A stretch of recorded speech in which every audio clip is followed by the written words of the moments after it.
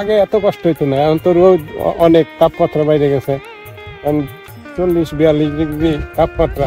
আর আগে তো ছিল অনেক কম, 34, 30, 31, 32 এরকম ছিল।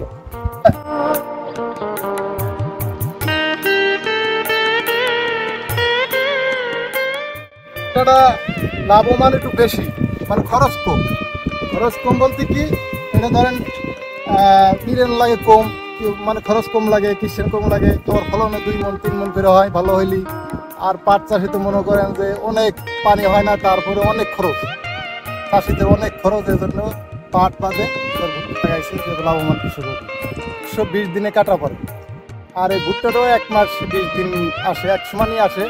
তাতে আপনার এই লাভবান ভুট্টাটাই বেশি হয়, যদিও দাম কম হয়। 1000 টাকা 1100 টাকা ভুট্টার দাম, আর পাটের দাম যদি আপনার 2000 3000 দেয়, তাও পাটে পড়তে হয় না, লাভ হয় না, ভুট্টাটাই লাভ হয়।